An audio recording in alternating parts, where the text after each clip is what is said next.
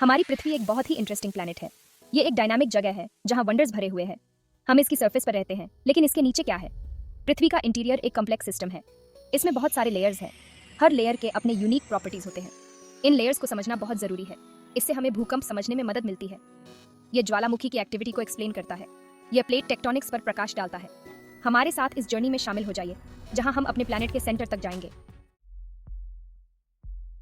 पृथ्वी का क्रस्ट सबसे बाहरी लेयर होता है। यह दूसरे लेयर्स के मुकाबले बहुत पतला होता है।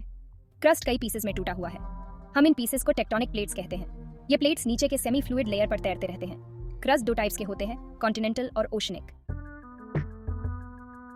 कॉन्टिनेंटल क्रस्ट से कॉन्टिनेंट्स बनते हैं। यह ओशनिक क्रस्ट से ज्यादा मोटा होता है। यह 70 किलोमीटर तक मोटा हो सकता है। कॉन्टिनेंटल क्रस्ट ओशनिक क्रस्ट से पुराना होता है। यह प्राइमरीली ग्रेनाइट से बना होता है। ओशियानिक क्रस्ट महासागरों के नीचे होता है। यह कॉन्टिनेंटल क्रस्ट से पतला होता है। ओशियानिक क्रस्ट कॉन्टिनेंटल क्रस्ट से ज्यादा डेंस होता है। यह प्राइमरीली बेसल्ट से बना होता है।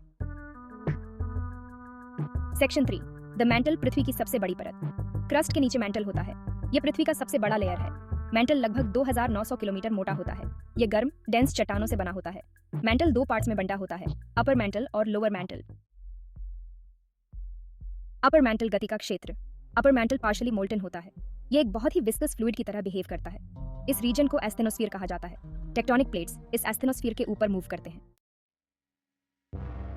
लोअर मैंटल, कोर में परिवर्तन। लोअर मैंटल अपर मैंटल से ज्यादा गर्म और ज्यादा डेंस होता है। यह अभी भी सॉलिड होता है, लेकिन यह बहुत ज्यादा प्रेशर में होता है। लोअर मैंटल धीरे धीरे पृथ्वी के कोर में बदल जाता है।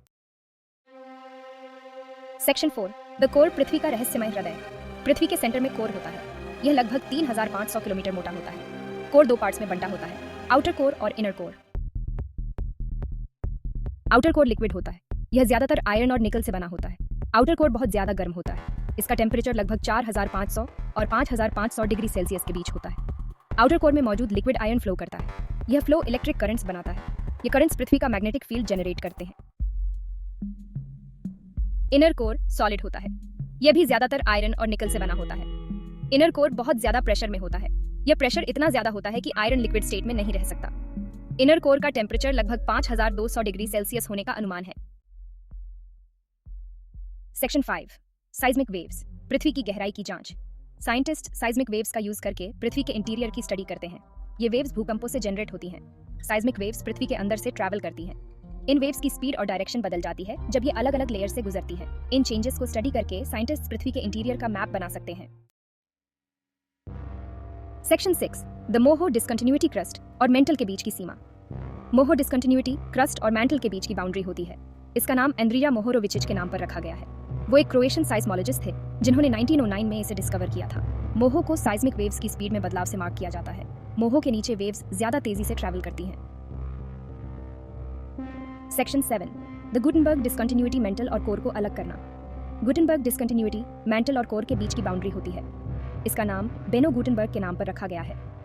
वो एक जर्मन अमेरिकन साइस्मोलॉजिस्ट थे जिन्होंने 1914 में इसे डिस्कवर किया था। गुटेनबर्ग डिसकंटिन्यूटी को साइज्मिक वेव्स की स्पीड में अचानक कमी से मार्क किया जाता है।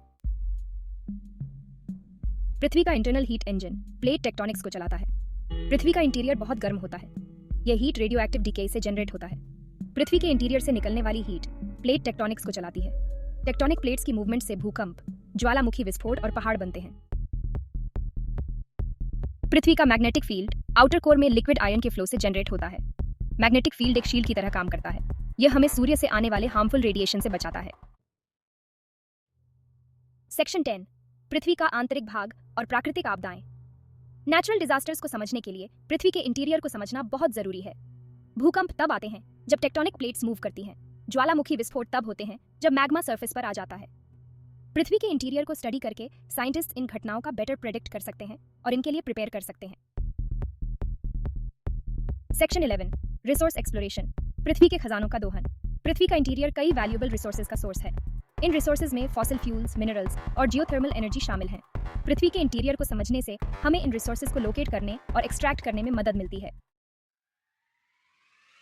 सेक्शन 12, साइंटिफिक क्यूरियोसिटी, पृथ्वी के रहस्यों का खुलासा। पृथ्वी का इंटीरियर बहुत ज्यादा रहस्य से भरी जगह है। साइंटिस्ट हमारे प्लैनेट के बारे में लगातार नई नई डिस्कवरीज कर रहे हैं। पृथ्वी के इंटीरियर की स्टडी वैज्ञानिक जिज्ञासा से ड्रिवन होती है। इससे हमें अपने प्लैनेट के ओरिजिन, एवोल्यूशन और फ्यूचर को समझने में मदद मिलती है। सेक्शन 13 कंक्लूजन, हमारे ग्रह के केंद्र की यात्रा। हमारे प्लैनेट के सेंटर तक की इस जर्नी ने हमें एक कॉम्प्लेक्स और डायनामिक प्लैनेट के बारे में बताया है। पतले आउटर क्रस्ट से लेकर सॉलिड आयरन इनर कोर तक पृथ्वी का हर लेयर एक इंपॉर्टेंट रोल प्ले करता है। भूकंपों, ज्वालामुखियों, प्लेट टेक्टोनिक्स और हमारे प्लैनेट के फॉर्मेशन को समझने के लिए पृथ्वी के इंटीरियर को समझना बहुत ज़रूरी है। जैसे जैसे हम एक्सप्लोर और लर्न करते रहेंगे, वैसे वैसे हम अपने पैरों के नीचे मौजूद वंडर्स के लिए और ज़्यादा अप्रिशिएशन पाएंगे।